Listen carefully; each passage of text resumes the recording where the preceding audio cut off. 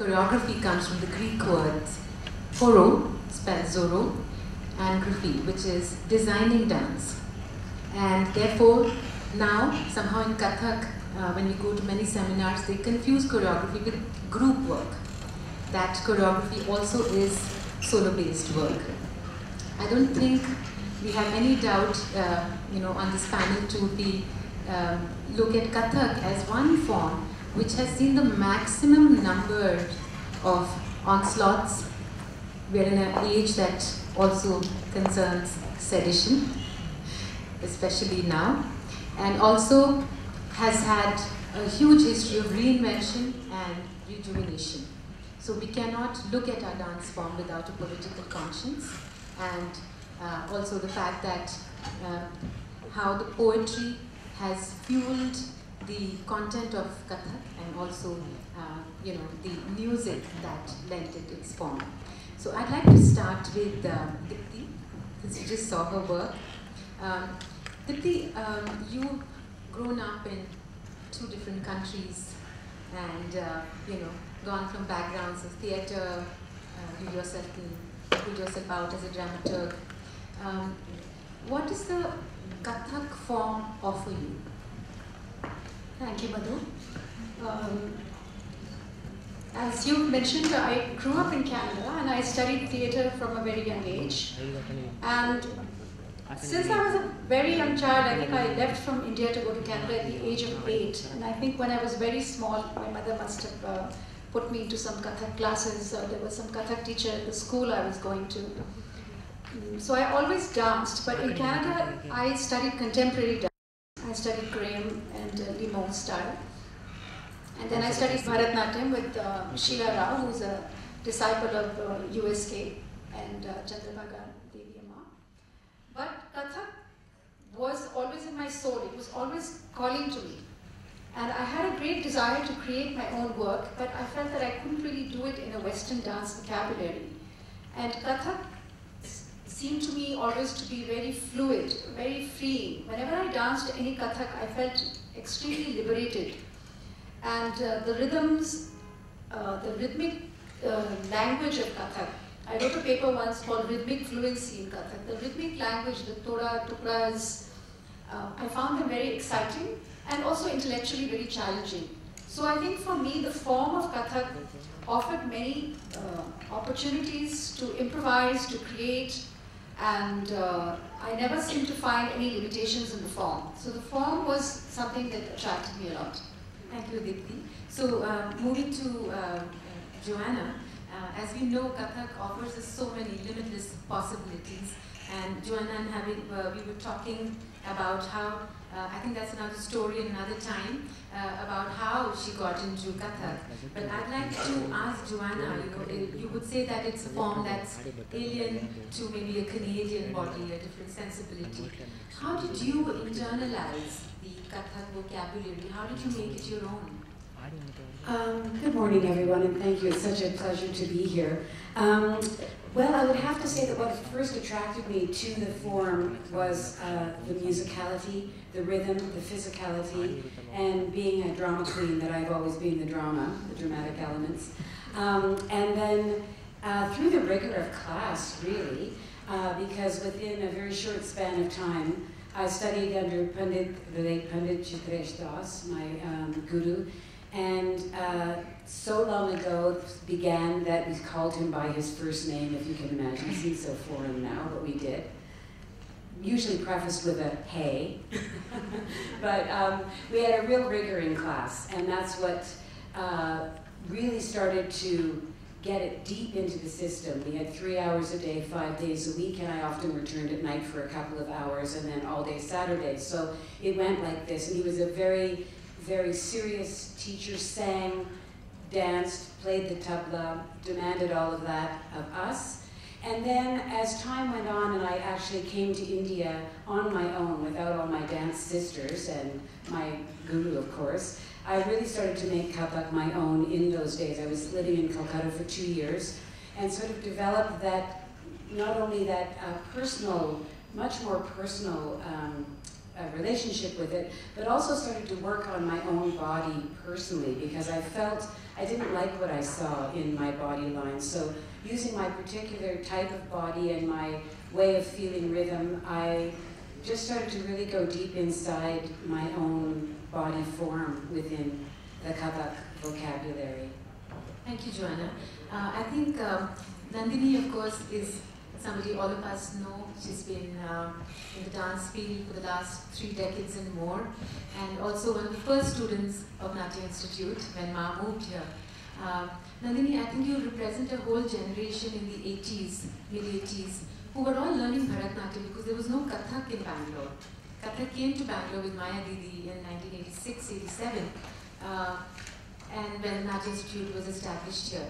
So what drove you to Kathak from Bharatanatyam? Namaskar to all. As Madhu said, I was initially trained in Bharatanatyam, and my mother saw the advertisement in the newspaper, and I was getting ready for my Arangetram. So she said the great teacher Maya Rao is coming to Bangalore and she's starting this course. So I was also very excited and I enrolled myself. And I've been very fortunate and blessed to have learned Kathak from the greatest gurus, Maya Didi and Chitra Didi, and also to have done my course in choreography. I was attracted to Kathak because of its grace, the vibrancy, and it was very different. I think if Maya Didi hadn't moved to Bangalore, I may have not learned Kathak at all. So I'm really very grateful to Maya Didi. This form has all the aspects, the 3 aspects of dance, like any other dance, classical dance form. Nritya and Abhinay. So in our choreography, we try to incorporate all these 3. And Didi always said that there should be a balance between Nritya and Abhinay in our presentation. So we try to blend both, because normally people think Kathak is just footwork and chakkars. A layman always thinks that Kathak is just that, but there is more to it. So once you learn the art form, you know that there is also Abhinay, which is very subtle and beautiful. So basically the thaks, the technical aspects of Kathak, the thaks, amad, tukdas, params, ladis. There is so much. I think it's a very vast ocean. We need to delve into it to find the right treasure to do our choreography. I don't have to look outside for vocabulary. There is everything in Kathak. Thank you, Nandi. So, yes, we can talk. Kathak indeed offers limitless possibilities. So I wanted to say also, Kathak dancers have been great innovators, and that's why when we have these many seminars, there's always a war between the radicals and the purists. But the thing is, tradition cannot be pickled. It has to evolve. And if you look at Kathak as Kathakars, Kushilavas, Razdharis, the Kavaids, the Maharajas, new age choreographers, we've always had to look at the socio-political scenario around ourselves and create. And also the musicality, as you said, whether we started from the Dhamars, Dhrupads, then with the advent of Amir Khusru, we get the Khayals, the Ghazals, and so on, and go on to influence even flamenco, right? So I just wanted to ask you, and I think if we can keep this a little shorter, then I can ask you another question. Otherwise we'll run out of time. So, I always say that Kathak dancers have also been, like we talk about commission projects today. If you look at the Bhakti movement, I think Kathak dancers were doing outreach work then. So Dipti, I just wanted to, I think I should ask Joanna this first. Joanna, the first time I saw any work of yours was actually a video, I think that Anita Didi and I watched together with you and Hari Krishna, Samhara. Yes. You're dialoguing with Bharatanatyam. Yes. I wanted to ask you, how do you choose your content? Just spoken about the form and what works for you and what serves you, as you said, Didi. What is the content? How do you choose? Like if you look at Maya Didi, the piece we saw from the vision of Amir Khusro, what happens after this piece are that Amir Khusro apparently saw 13 wars, 13 dynasties changed in his lifetime, and he was obsessed with peace. So just one word in that she saw in Russia that said Mir, which means peace. There was everywhere, there was peace, peace, peace. Inspired her to this man whose ancestry is from Tashkent, it was still the Soviet Union. And she created this work and she called it the vision of Amir Khusro.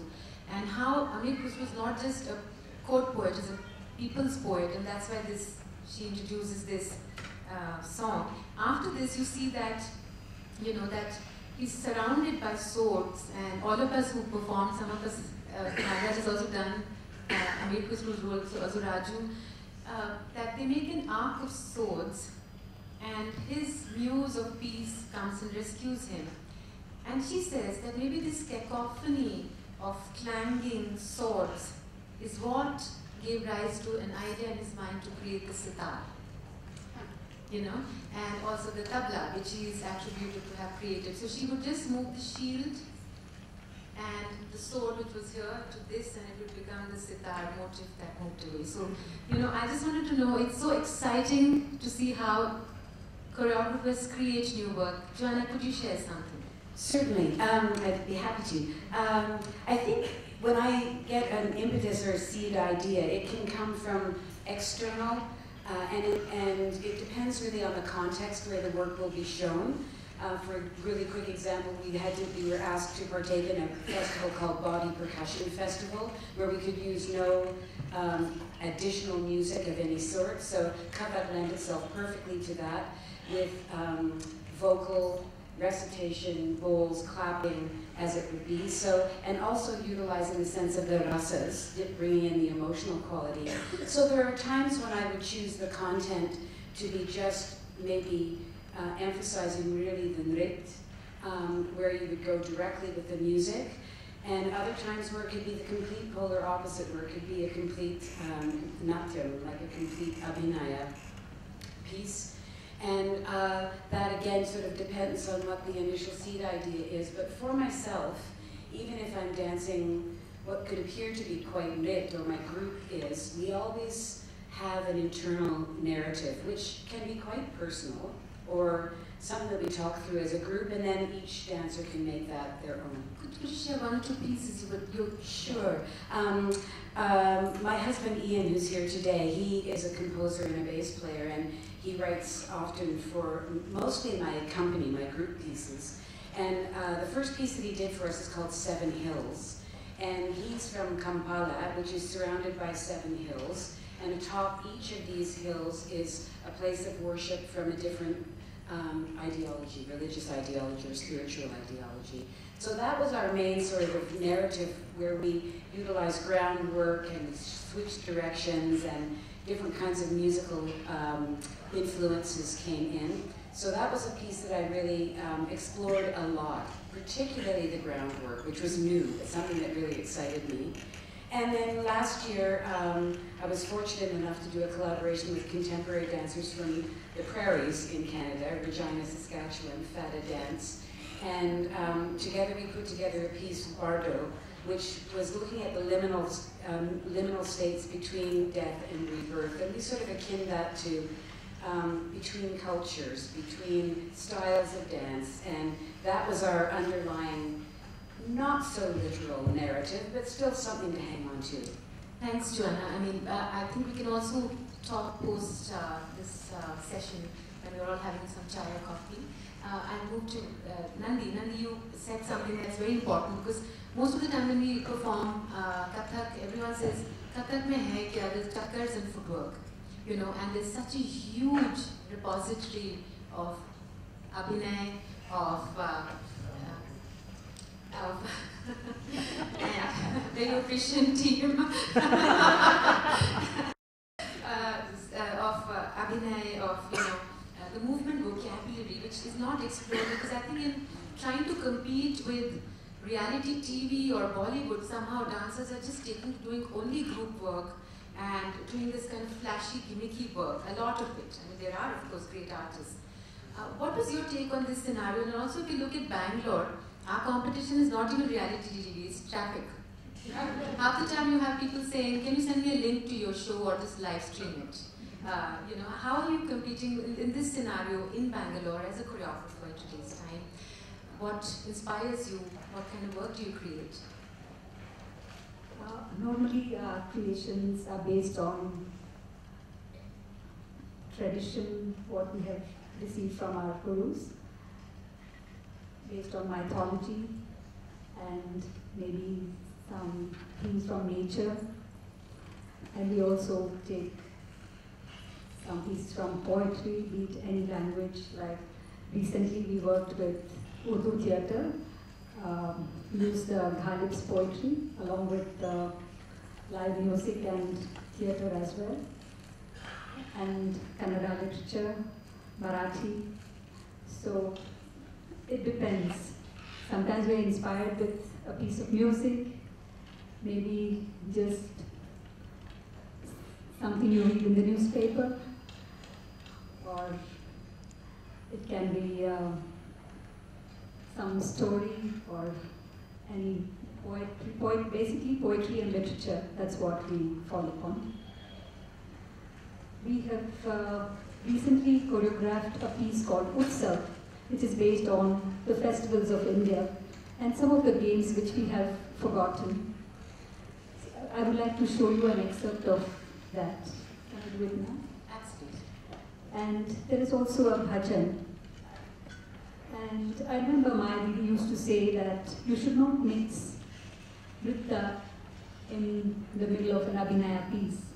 And like in Bharatanatyam we do the varnam, she would say that the dancer is depicting the song and suddenly she comes and does a jati. So this breaks the...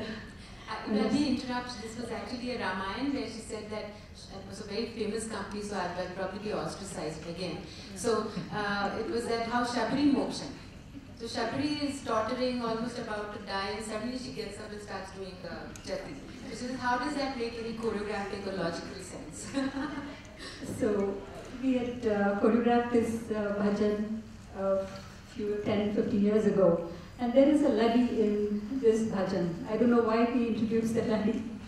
Then recently when we tried to revamp it, so I thought it should go blend with the song.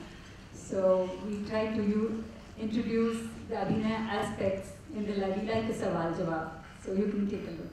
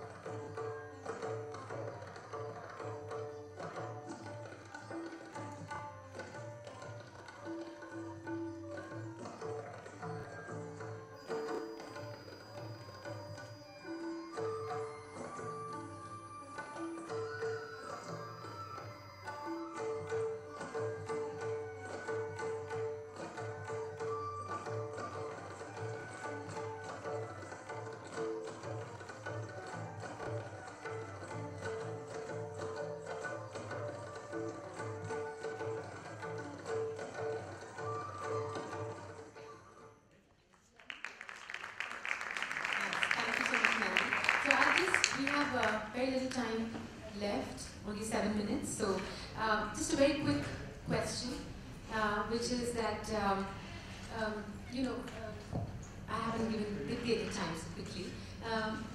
You know, Maya was very concerned that one doesn't only talk about mythology and sort of, you know, same pieces that we constantly have been doing in the repertoire, but to try and create something new. She would ask students to look at the environment around and do something that has social impact. How do dancers go back and occupy the public domain in a sense? So in the choreography course also, as Dipti has done, all of us done, 25 years ago somebody would do something on the zamindari system, maybe 10 years ago dowry.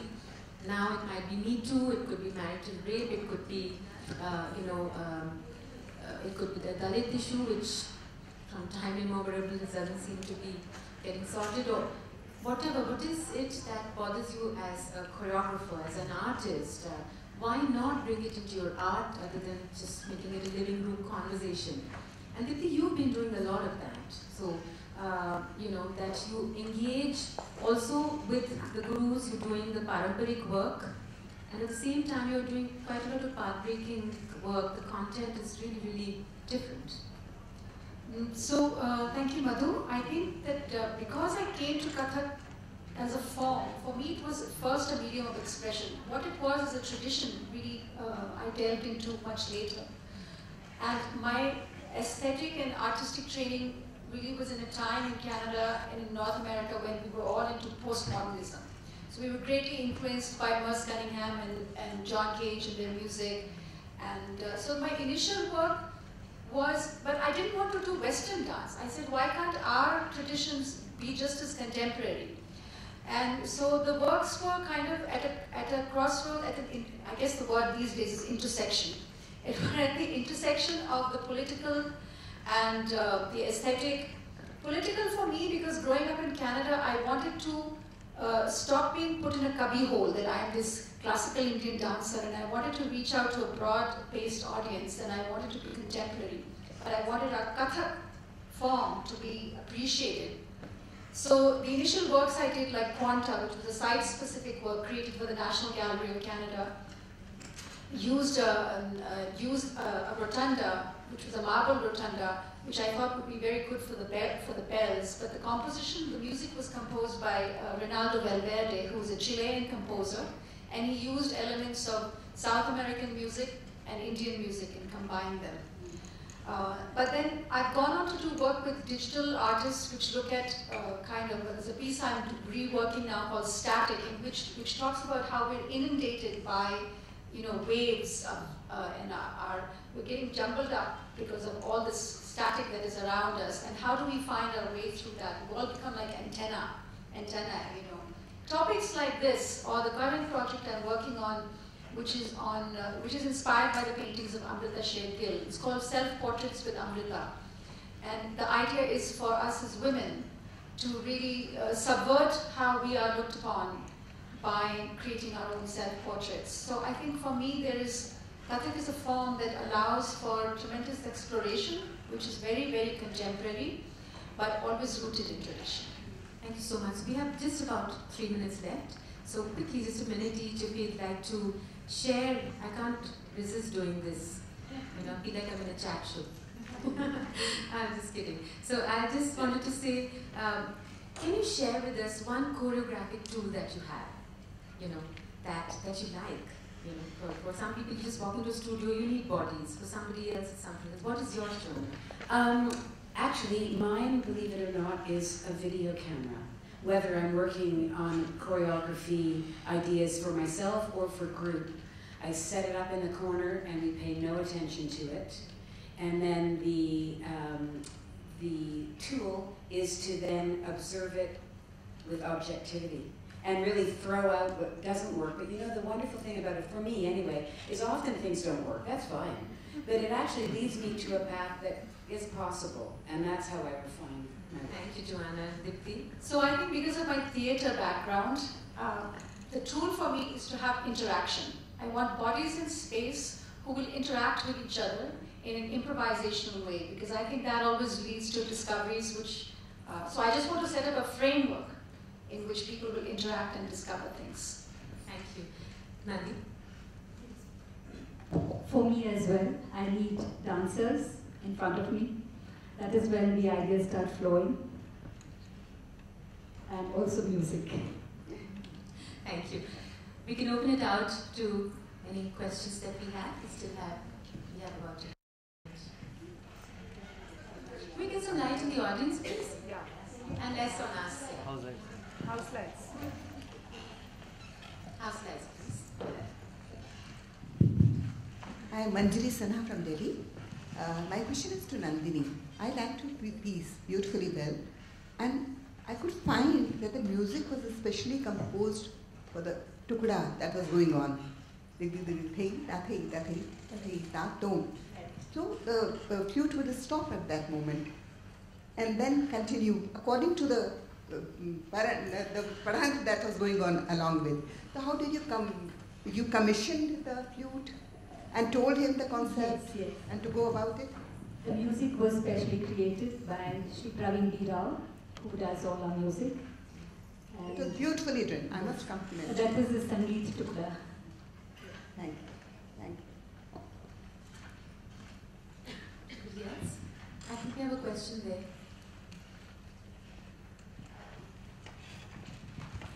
Dipankar, did you put your hand up? Okay, sorry. Would you like to ask a question? Okay, sorry. Anybody else?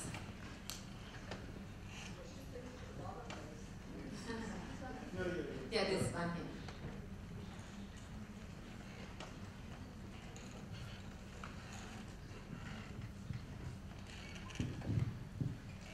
I wanted to ask that, what is the transition from going from being a dancer to a choreographer?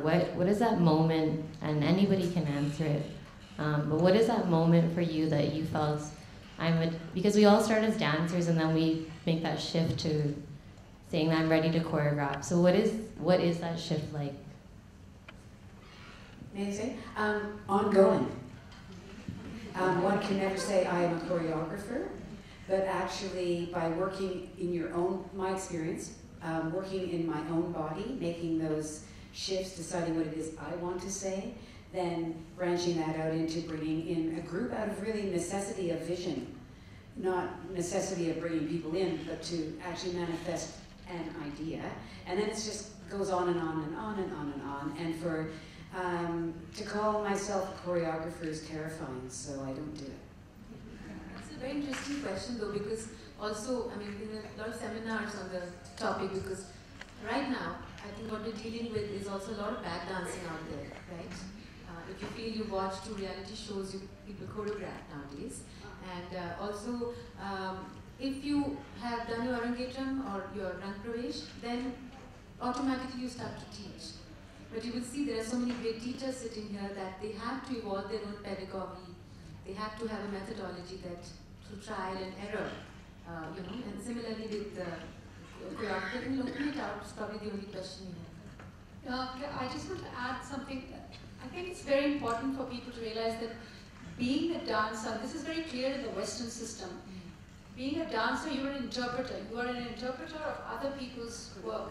If the Thumri was set on me, or if I've learned a Thumri, as a dancer, it's my dharam to then imbibe it and interpret it. Choreography is a very separate art form. The same way in theatre we have an actor, a script writer, a director. They're all very, very different things. So a choreographer is more like a director. You need to have a different picture. You can be not a dancer and also be a very good choreographer. So I think for me, it was very clear in my mind, because of possibly my theatre background, that I wanted to create work. I had a vision. It didn't have to be set on me. So for me, the two were very distinct right from the beginning. And I wanted to train. That's why I came to Maya Devi. I felt that I required the requisite training. Would you like to take that, or up to you? Is there any other question? Otherwise we can wrap. There's one more. Okay. Over there.